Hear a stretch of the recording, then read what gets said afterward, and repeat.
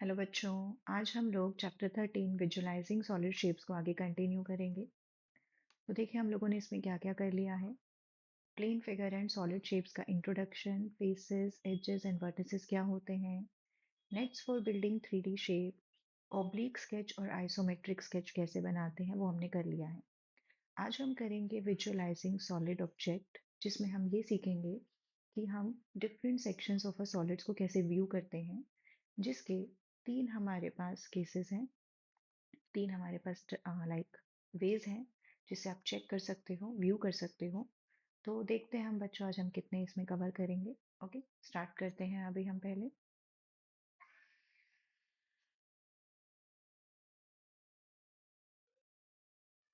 सो visualising solid object मतलब ये जो आप सॉलिड ऑब्जेक्ट्स हैं आप इसको कैसे कैसे व्यू कर सकते हो। ओके, इसके डिफरेंट डिफरेंट सेक्शंस हैं बच्चों। Viewing different sections of a solid. Okay, क्या मतलब है इसका? Different sections of a solid can be viewed in many ways. Okay, तो यहाँ पे थ्री वेज हैं बच्चों हमारे पास। सबसे पहला वे है to view by cutting or slicing the shape which would result in the cross sections of the solid। मतलब आप जैसे किसी भी सॉलिड ऑब्जेक्ट, किसी भी 3D ऑब्जेक्ट को कट करते हो या स्लाइस करते हो, तो उसका जो रिजल्ट होता है वो क्रॉस सेक्शन कहलाता है, जो कि हम आगे सीखेंगे क्या होता है क्रॉस सेक्शन। सेकेंड वे है हमारे पास by observing a 2D shadow of a 3D shape. Okay, मतलब उस 3D शेप की शेडो जो होगी वो उसका 2D शेप होगा। ओके, थर्ड वे है हमारा to look at the shape from different angles. हर एक शेप को आप डिफरेंट डिफरेंट तरीकों से व्यू कर सकते हो। उसका फ्रंट व्यू कैसा है, उसका साइड व्यू कैसा है, या उसका टॉप व्यू कैसा है।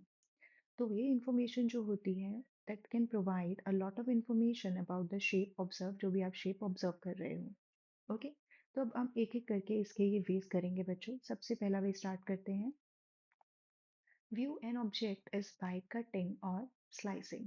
Okay, so when a 3D object is cut by a flat plane like slicing a cake or a vegetable, the resulting 2D shape on the cut surface is called a cross section.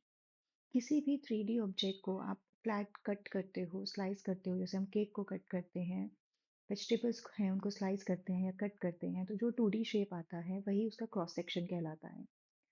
The cross section of an object will have different shapes depending on the way of cutting. Okay? अब हम उसको कैसे कैसे cut दे रहे हैं वो उसके cross section जो है वो उस पर डिपेंड करेगा। कैसे कैसे कट देने का मतलब है, when an object is cut vertically or horizontally, the flat surface of each cut piece is called a cross section of the object. Okay? तो जब आप एक ऑब्जेक्ट को कट करते हो वर्टिकली या हॉरिजॉन्टली, तो जो फ्लैट सरफेस होता है हर एक पीस का, हर एक कट पीस का, उसको हम क्रॉस सेक्शन बोलते हैं। तो डिपेंड करेगा आपको कि आप वर्टिकली कट कर रहे हो या हॉरिजॉन्टली कट कर रहे हो, वो जो शेप है वो उसके कट पे डिपेंड करेगी। ओके, तो अब हम नेक्स्ट करते हैं। यहाँ पर मैंने कुछ इमेजेस ली हैं बच्चों। Okay, let us see the cross section of different three dimensional shapes. Okay, सबसे पहले हमने यहाँ पर ये ब्रेड लिया है। ओके, ये लॉफ ऑफ ब्रेड है। ओके, जिसको हम कट करने वाले हैं। ओके, ये क्या है? आप ये जो ब्रेड देख रहे हो ये एक्चुअली में क्यूबॉइड शेप में होता है। क्यों? क्योंकि इसके सारे फेसेस स्क्वायर नहीं होते हैं। ओके, इसको जब हम स्लाइस करते हैं नाइफ के साथ तो आप ये देख रहे हो, एक इसका वर्टिकल कट होगा और एक इसका हॉरिजॉन्टल कट होगा। अब वो वर्टिकल कट क्या होगा और हॉरिजॉन्टल कट कैसे होगा वो हमें यहाँ पे समझना है। ठीक है, सपोज कि ये इसका फेस स्क्वायर शेप में है और बाकी सब रेक्टेंगुलर शेप में है, क्योंकि आपको पता है कि ये वाला और इसका बैक वाला फेस जो होता है वो स्क्वायर होता है और बाकी सब जो होते हैं वो रेक्टेंगुलर होते हैं। ओके, ओके, वो रेक्टेंगुलर भी हो सकते हैं बच्चों, क्योंकि क्यूबॉइड के जो सारे फेसेस हैं वो सेम नहीं होते हैं। अब जब इस लॉफ ऑफ ब्रेड को आप इस तरीके से, ये नाइफ देख रहे हो आपने कैसे रखा है, ये इस तरीके से है। जब इसको ऐसे कट करोगे तो आपको ये जो शेप मिल रही है ये इसका क्रॉस सेक्शन है। ये क्या है बच्चों? Cross section. ओके, अब जब आप इसको वर्टिकली, ये वर्टिकल कट है। ओके, हॉरिजॉन्टली कट कैसे होगा? जब आप इसको यहाँ से कट करोगे ऐसे, देख रहे हो, जब आप नाइफ को ऐसे चलाओगे, जब ऐसे कट करोगे तो ये आपका हॉरिजॉन्टल कट होगा। तो जो क्रॉस सेक्शन आएगा वो ये ऊपर वाला होगा। ओके, तो आपको ये दोनों जो है ये मोस्टली रेक्टेंगल में ही मिलते हैं। ओके, जब आप ऐसे वर्टिकल कट करते हो तो वो ऐसे होता है, तो वो भी आपको रेक्टेंगल देता है क्योंकि उसके सारे फेसेस सेम नहीं होते। सिमिलरली जब आप ऐसे कट करते हो तो ये भी आपको कौन सा फेस देता है? रेक्टेंगल। ओके, अगर ये स्क्वायर है या वो उस पर डिपेंड करता है बच्चों, बट नॉर्मली आपको हमेशा इसमें क्यूबॉइड में दोनों कट, चाहे आप वर्टिकल लो चाहे हॉरिजॉन्टल लो, आपको रेक्टेंगल शेप में ही मिलेंगे। ओके, अब हम नेक्स्ट करते हैं सिलेंडर। सिलेंडर में आपका जो क्रॉस सेक्शन है वो क्या होता है? देखो, ये जो है ना, ये वाला देख रहे हो आप, ये इसका वर्टिकल कट है। जब आप इसे लंबाई में कट करते हो ना बच्चों, वो वर्टिकल कट होता है। और जब आप लंबाई में ऐसे कट करते हो तो ये क्रॉस सेक्शन होता है, और ये क्रॉस सेक्शन जो होता है रेक्टेंगल शेप में होता है। और जब आप हॉरिजॉन्टली हॉरिजॉन्टली ऐसे होता है। ओके, जब आप हॉरिजॉन्टली कट करते हो तो आपको कुछ इस तरीके का शेप मिलता है, जिसको हम सर्कल बोलते हैं। ओके, तो ये इसका क्रॉस सेक्शन होता है। तो सिलेंडर में जब आप वर्टिकल कट करते हो तो क्रॉस सेक्शन रेक्टेंगुलर शेप होता है, और जब हॉरिजॉन्टल कट करते हो तो वो सर्कल होता है।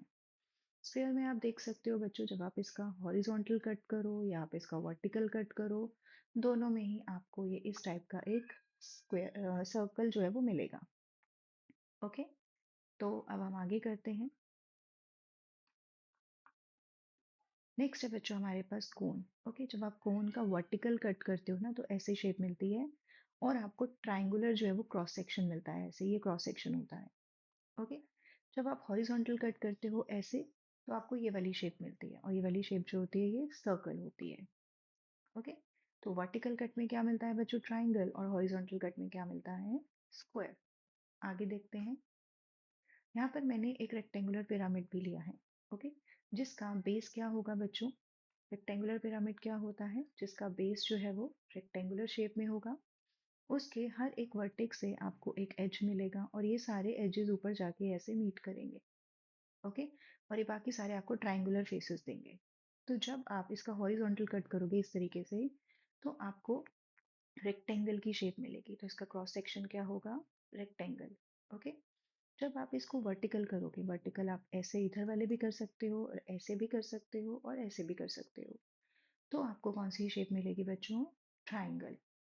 ओके, अब हम आगे करते हैं। What cross section do you get when you give a vertical cut? ये एक्सरसाइज 13.3 का question number 1, and horizontal cut. तो मैं यहाँ पर एक टेबल बना लेती हूँ बच्चों, छोटी सी, और मैं आपको साथ साथ दिखाऊंगी भी कि इसका कैसे आपको कट मिलता है। कुछ तो आप ऑलरेडी देख चुके हो।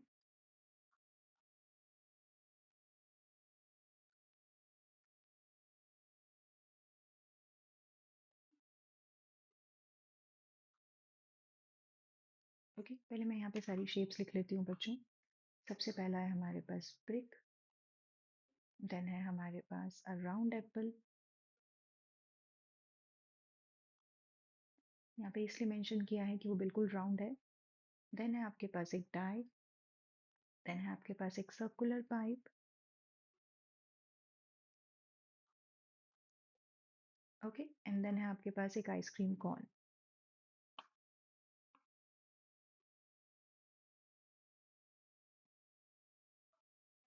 ओके, अब हम करते हैं बच्चों।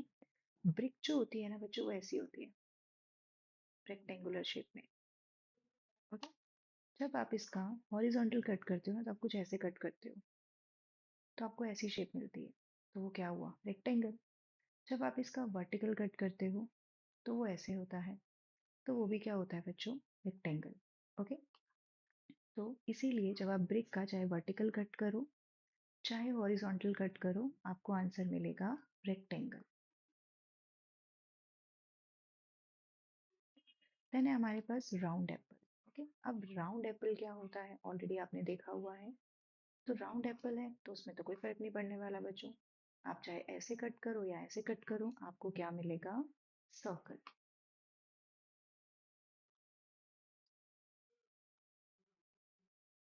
टाई होती है बच्चों जो क्यूब की शेप में होती है, तो वो भी कुछ ऐसी ही होती है, लेकिन वो क्यूब की शेप में होती है। अब आप इसमें चाहे वर्टिकल कट करो, मतलब ऐसे कट करो, या इसको ऐसे कट करो, आपको जो शेप मिलेगी वो क्या मिलेगी? स्क्वायर।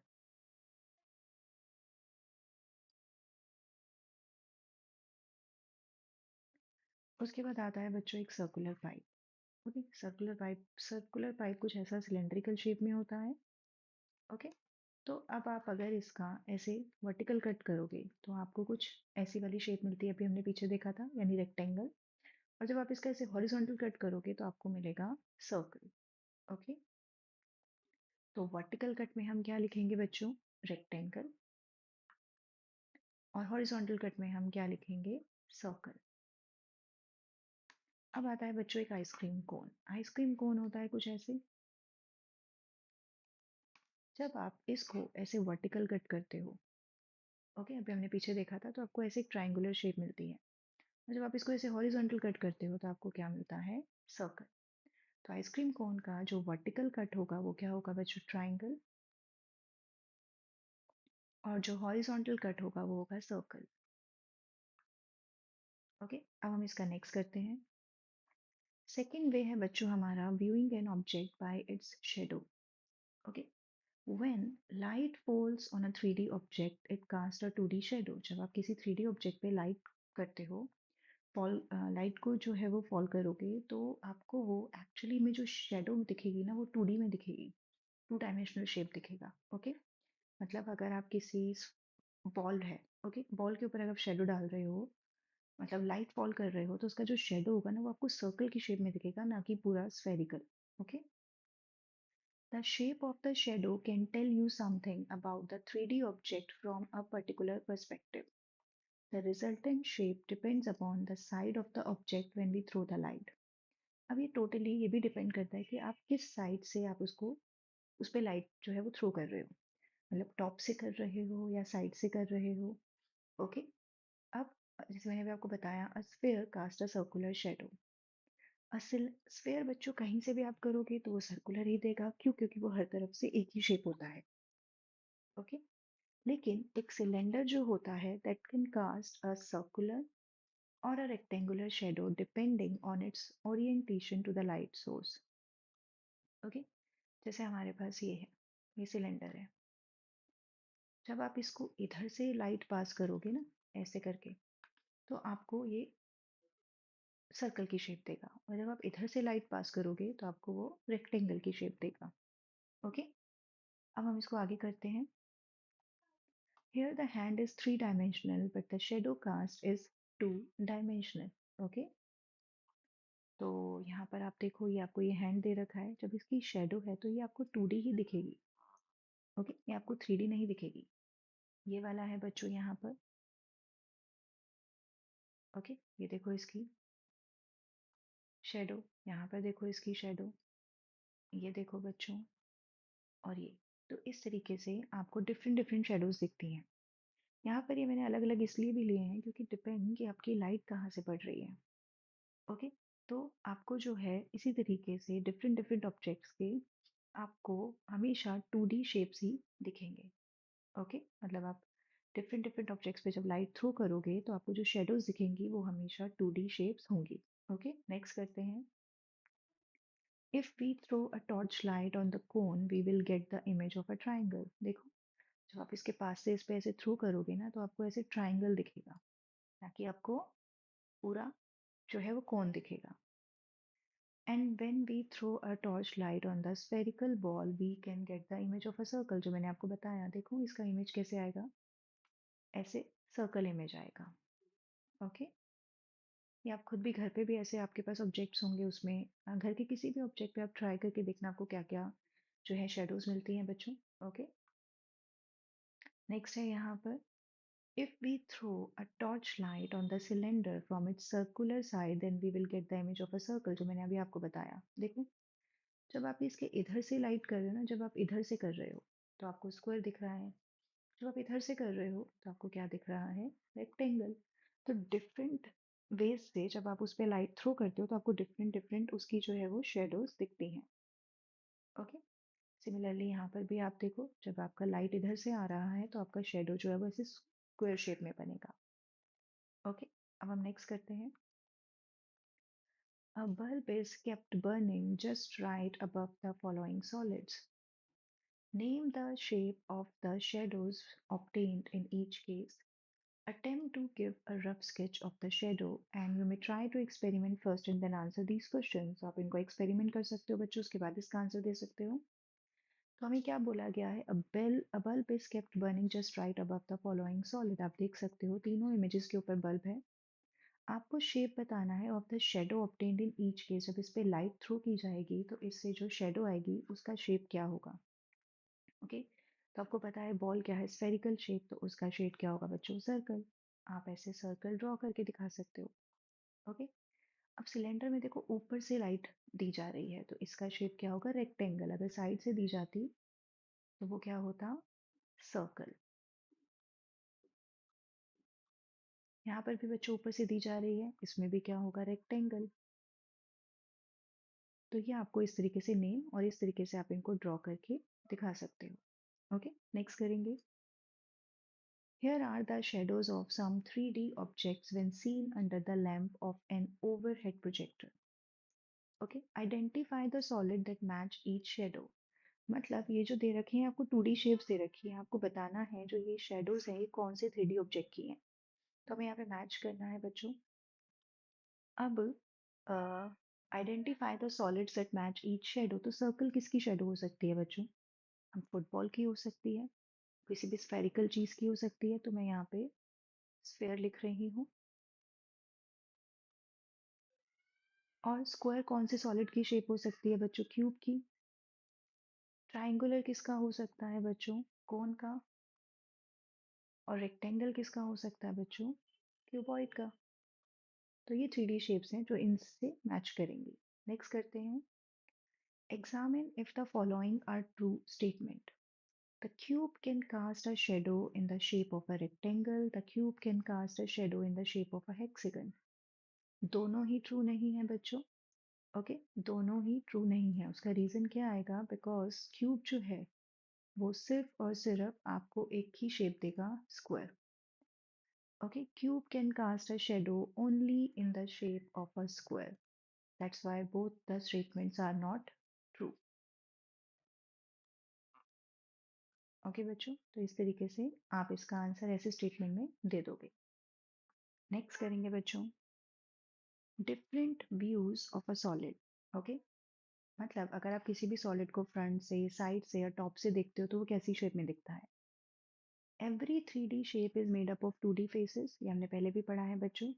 जितनी भी 3D शेप्स होती हैं वो सारी ही 2D फेसेस से बनती हैं, मतलब स्क्वायर से, रेक्टेंगल से। ओके, तो जब आप कई बार जैसे ये आप शेप देख रहे हो ना, ये कंबाइंड शेप है। ओके, इसके अंदर आपको कुछ फेसेस दिख रहे हैं, कुछ फेसेस नहीं दिख रहे हैं। ओके, तो फ्रंट फेस कौन सा होता है, जो आपको सामने से दिखता है। ओके, साइड कौन सा होता है, ऑब्वियसली जो साइड से लेफ्ट या राइट से दिखता है। और टॉप कौन सा होता है, जो ऊपर अबव दिखता है। ओके, तो यहाँ पर आप ये देखो, ये इसका साइड व्यू है। ये आप देख रहे हो, ये वाला इसका ऐसे, ये साइड व्यू है क्योंकि ये आपको साइड से दिख रहा है। और आपका ये वाला भी साइड व्यू माना जाएगा क्योंकि ये आपको बिल्कुल साइड से दिखेगा। ओके, लेकिन जब आप टॉप से देखोगे ना तो आपको सिर्फ इतना पोर्शन दिखता है, ये वाला और ये वाला। देख रहे हो आप, ये आपको टॉप से दिखता है और ये आपको साइड से दिखता है। और जब आप फ्रंट इस साइड से देखोगे ना बच्चों, तो आपको सिर्फ ये वाला दिख रहा होता है, ये और ये वाला फेस। क्योंकि ये तो टॉप से है, तो जब आप ऊपर से देखोगे तब आपको दिखेगा, तो ये आपको साइड से या फ्रंट से कैसे दिखेगा। ओके, तो ये जो होते हैं ये व्यूज होते हैं इसको देखने के, कि आप कहाँ कहाँ से, फ्रंट से, साइड से, टॉप से आपको क्या क्या व्यू दिखता है। ओके, आगे देखते हैं हम। Try to guess the number of cubes in the following arrangements. अब यहाँ पे कुछ क्यूब्स हैं, जैसे यहाँ पे कुछ क्यूब्स हैं आपको दिख रहे हैं, कुछ आपको नहीं दिख रहे हैं। तो आपको गेस करना है कि यहाँ पे कितने क्यूब्स होंगे। ओके, देखो बच्चों, 1 2 3 4। ओके, और 4 ही यहाँ पे नीचे होंगे, 1 2 3 4। तो ये कितने हो गए बच्चों, 8। तो 8 ही यहाँ पर होंगे बच्चों, और 8 ही यहाँ पर होंगे। ओके, तो आपको इमेजिन करना है कि जैसे ये वाला एक क्यूब है तो इसके नीचे भी एक क्यूब है, यहाँ पर एक क्यूब है तो इसके नीचे भी एक क्यूब है, इसके नीचे भी एक क्यूब है और इसके नीचे भी एक क्यूब है। ओके, तो आप देख सकते हो यहाँ पर टोटल 24 क्यूब्स होंगे। अब हम इसको करते हैं बच्चों। यहाँ पर देखो, ये है 1 और 2, और इसके नीचे भी 2 होंगे, तो टोटल हो गए 4। फिर ये है 5, ये है 6, ये है 7, और एक ये होगा बच्चों 8। यहाँ पर देखो, ये है 1, इसके नीचे एक होगा क्योंकि यहाँ पे ये ऊपर टॉप पर है, तो इसके नीचे एक होगा 2, फिर ये हो गए 3, ये हो गए 4 और 5, ये 6 है बच्चों, इसके नीचे भी एक है 7, 8 और 9। ओके, सो नेक्स्ट करेंगे। If the two cubes of dimension 2 by 2 by 2 are placed side by side, what would the dimensions of the resulting cuboid be? पिछली एक्सरसाइज में अगर आपको याद हो तो हमने क्वेश्चन बनाया था बच्चों, जिसमें हमने 2 by 2 का ऐसे ही क्यूब बनाया था और उसको 3 हमने क्यूब्स एक साथ प्लेस किए थे जिसमें हमें क्यूबॉइड मिला था। तो यहाँ पर 2 प्लेस किए गए हैं। ओके, तब मैंने बताया था आपको सबकी साइड्स क्या होंगी 2 2, लेकिन जब क्यूबॉइड बन जाएगा तो लेंथ डिफरेंट हो जाएगी। अब इसमें आप देखो, जब ये दो आपने ये दो क्यूब्स प्लेस किए हैं 2 by 2 के। ओके, अगर मैं इसको यहाँ से कुछ ऐसे दूं ना बच्चों, तो ये कुछ ऐसे आएगा।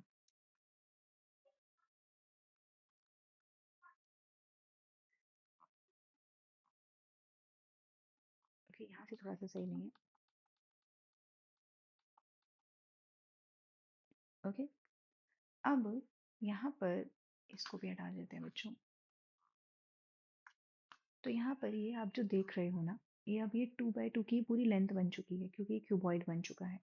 ओके, तो अब इसकी जो लेंथ होगी ना वो होगी 2 + 2 4, लेकिन इसकी विड्थ में कोई चेंज नहीं आएगा क्योंकि देखो इसकी विड्थ तो उतनी ही है, इसकी विड्थ तो बच्चों उतनी ही है, और इसकी हाइट भी उतनी ही है। देखो हर तरफ से हाइट भी उतनी ही है। तो कभी भी आप दो क्यूब्स को, चाहे दो हो या तीन हो, अगर आप उनको एक साथ प्लेस करते हो तो हमेशा लेंथ में चेंज आता है, हाइट और विड्थ में चेंज नहीं आता। तो अब इसकी लेंथ कितनी बन जाएगी बच्चों? 4। हाइट वहीं की वहीं रहेगी और विड्थ भी वहीं की वहीं रहेगी। ओके, नेक्स्ट करते हैं। One can look at an object standing in front of it or by the side of it or from above, and each time will get a different view.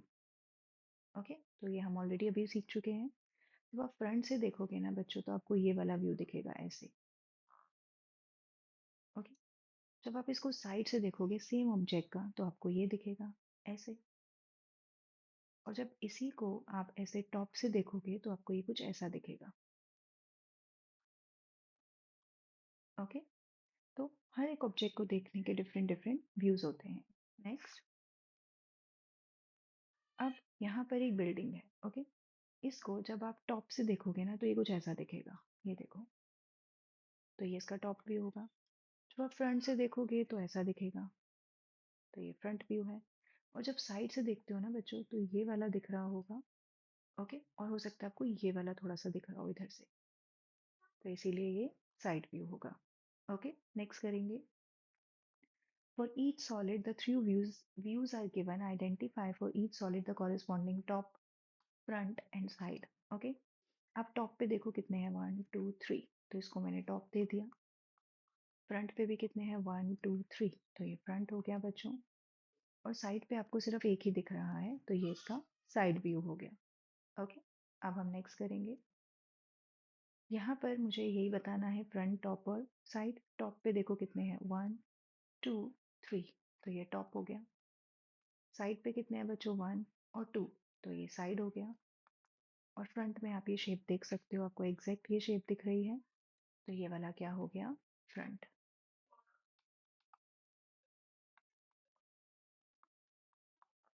Okay, अब हम ये करेंगे। Front पे देखो बच्चों, आपको क्या दिखेगा 1 2 और 3, कुछ इस तरीके से, तो ये फ्रंट हो जाएगा बच्चों।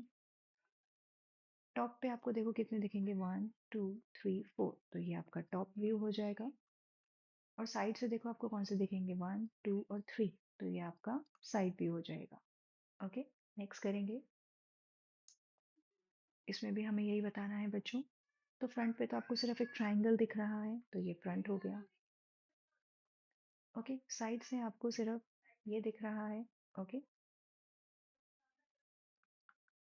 जब टॉप से देखोगे तो एक आपको ये दिखेगा बच्चों और एक इधर वाला दिख सकता है, तो ये टॉप होना चाहिए। ओके, नेक्स्ट करेंगे। Draw a view of each solid as seen from the direction indicated by the arrow. Okay, अगर मैं इसका फ्रंट बनाऊं फर्स्ट वाले का, तो आप देख रहे हो 1 2 3 4, तो मुझे इस तरीके की शेप बनानी है। तो मैंने यहाँ पे कुछ ऐसे बना दिया।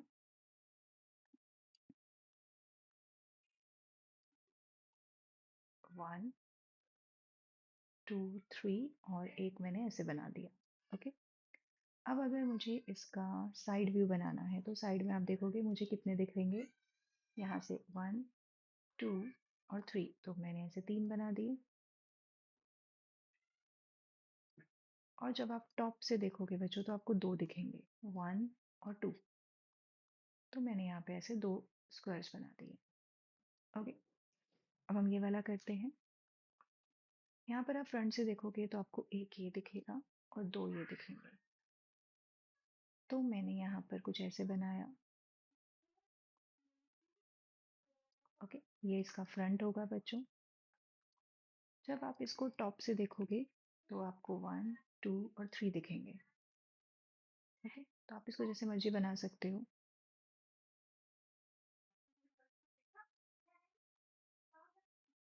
और 3 एक साथ भी बना सकते हो।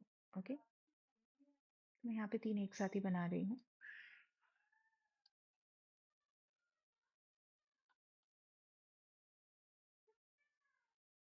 और अब मुझे चाहिए साइड व्यू।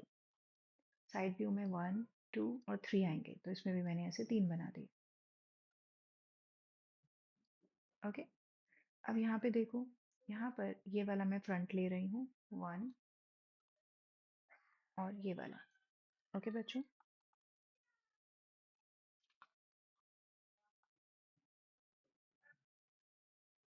तो फ्रंट कुछ ऐसा बनेगा आपका।